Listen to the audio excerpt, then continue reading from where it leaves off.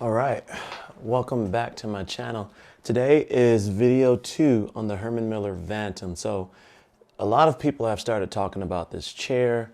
I've had it now for a week. And so I want to do a follow-up video so you can get an idea of what my thoughts are after a week.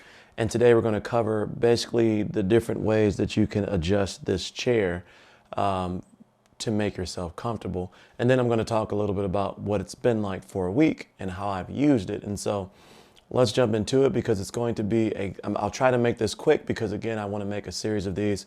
So we're going to talk about adjustments. We're still going to compare this to the M-Body, Logitech G M-Body. We're also still going to compare this to the Mavic M9. So let's jump into the adjustments while I talk about what it's been like to use this chair for the last week. Okay, so for starters, let's talk about the armrest. I guess let's start with the negatives. For me, so I am 6'1", 205 pounds. The armrests for me are not good. They're too shallow, or the shape of them is good. The chaufered edge allows me to kind of lean on the armrest internally and it doesn't hurt when my hands sit. And so this little slight edge here sits well. The problem is that there's too much space in between my side and where my arm sits, based on me. And so when I lean back, the arms are in a good spot. So if I'm sitting here gaming and I'm leaning back, they actually feel pretty good. And so when I lean forward for productivity or sitting up in the controller is where it doesn't feel good. Now I do understand that they have this kind of slant here. So like if I'm holding my controller, that it fits well. But if you put too much pressure on it, it slides out because there is nothing that locks it in place. So if I'm really gaming, it does this sometimes. Which again is not bad. It just, I would like more support. And so I actually want the armrest to slide in about 2 inches. You can push it forward, back, out, back in. So out, back in, forward, back. And I almost find it as a distraction because sometimes I'll sit there and go, the shape is okay. One of the things that I don't get from this, that I get from some of my other chairs, is that this is flat. And so there's more surface area to absorb weight distribution when you are leaning on it. And so you don't run into pain in your like forearms. Like some of my chairs, they're really thick and they're really kind of like bulky like that, and it's all one shape. And so over time, my forearms, which are very thin, start to hurt from sitting on that. I don't get that from these. The second negative for me is the seat depth. Being 6'1", the seat depth is not good on this chair if you're a tall person. One caveat to that is that I quickly have gotten used to it, and I'm actually saving sitting in my Mavic M9 or my Logitech G M-Body until I do the comparison so that I can tell the difference. And so I've sat in this chair all day, every day for a week straight since I got my chair. Adjusting the seat depth isn't hard at all. There's a handle right here in the front that you just have to pull to adjust the depth of the seat. But as you can see, my hamstrings are barely covered by the depth of the seat. And so it forces you to really snug back in there, which gives you more coverage, which almost gets to the back of the knee there. Let's jump into the positives because those are the negatives for me. It's the armrest and the seat depth. What do I like about the chair? A lot of people have complained about the headrests. A lot of people have complained about the headrest.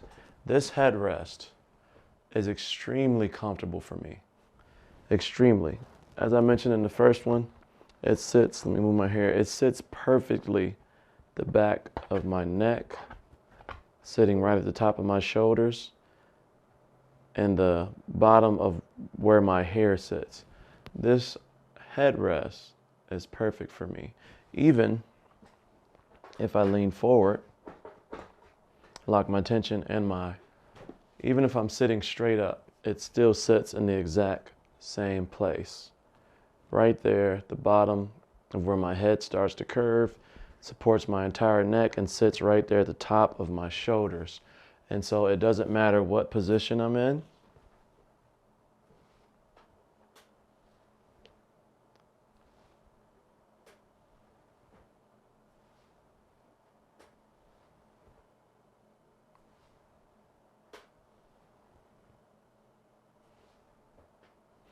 It just sits perfectly. And so the headrest is a plus for me. Now I know it is rather difficult to set up. So moving it around and things like that, it can be difficult to do that. But once you have it in a spot that fits your body, it's really comfortable. And I know a lot of people have so far said that that's not the case, but for me, it's almost ideal. It's not bulky to the point where you're forcing your neck forward like this because there's a big, cheap plastic pillow behind you. But it sits really well for me. On the left side of the chair, you have the tilt knob. The tilt knob controls how far back the chair can tilt while being used. Now, I really love this feature because it gives you 6 specific levels of incline. So the 6 levels of tilt or 6 levels of incline make it really easy to find a setting that you like. So right now we are in setting 1. 1 is the most upright, and I guess you could say most ergonomic, as it has this forward tilt, this forward lean that kind of forces you forward. From there you have 2, which gives you more of a natural lean, but my back is still supported. 3 takes you a little bit further. 4 takes you a little bit further. Now for me, 4 is where the armrest starts to feel comfortable because they're sitting naturally underneath where my elbow is. And I almost started to say knee. Underneath where my elbow is, and that's actually really comfortable because even if I'm fidgeting like I do, like I told you a second ago, they're still completely supported and there's no weight on them at all. They're just really supported there. Now from there, we're in 5. 5 is where you kind of get an aggressive lean. And if you have the tension all the way up, it kind of propels you forward, but it's not an aggressive push. And so I'm comfortably sitting here at this level. Now 6 is the furthest that it will go back. And if you have the tension all the way up, you almost have to keep pushing yourself back, or at least I do. And again, I'm going to keep saying this so you can have an idea of what to expect. I'm 205 pounds, I'm 6'1". And so this right here, you can see a little rock right there because it forces you to push back, to sit back there. Like I'm having to use muscles a little bit, not a lot, but I'm having to use muscles to sit back there. Now on the reverse side, which is the right side, is the tension knob. The tension knob controls how much pressure is in the tilt when you lean back and how hard you have to push back. Okay, so 7 is the tightest, and so that requires some force to push back, and that immediately pushes you back. Like if you were to try to sit in 7, it's going to keep pushing you back. After that is 6. I would say 7 requires you pushing through your whole back. That's the only way I can explain this to you. You have to push through the shoulders, middle, and the bottom to get back in 6. And 7 the most, 6 less. When you get to 5, it's more, the force feels like it's in the middle of your back if you're pushing back from a tension standpoint. When you get to 4, it's more towards the bottom of your back, kind of where that lumbar support is sitting right here. It's like where you're kind of pushing through this spot right there. 3, it almost starts to start feeling non-existent, and it no longer pushes you up. And so I don't feel like I'm being pushed up anymore at 3. 2 is almost like it's just not at all. And 1, there's no resistance whatsoever. Like I can do whatever in 1, and there's no work, there's no nothing. But this is also why you don't necessarily need a lock in place for this, because I'm completely comfortable in this spot. I'm not pushing at anything. It's not pushing me. I'm literally sitting here. And so even though this doesn't lock in place, it's not pushing me at all. I can pick my feet up and still sit at this position. Like, as you can see, it's not pushing me forward. Coming back up to the finer adjustments, the sacral lumbar support, which is this lower lumbar support down here, is actually, it's not the best, but it works. As you adjust it, you can definitely tell where it makes the impact at the bottom. And so, I mean, I haven't used it less than max, meaning max all the way in. Although when you lean back, when you don't have it on, like you kind of, the recline of this chair is really comfortable. And so I haven't seen a lot of people talk about that yet, but sitting in this recline here, it's really comfortable. And when you're reclined like this, it's almost like there's less pressure on the lower seat pan. And so the fact that it's short doesn't bother you as much when you're leaning back. It's more so when you're leaning forward is when you feel how short it is, and it puts you in that forward lean. Now the thoracic support, which supports your upper neck, upper shoulders, upper back area, that's okay, but the way that it's built, you really don't feel it. You don't feel like, oh, that thoracic support is nice.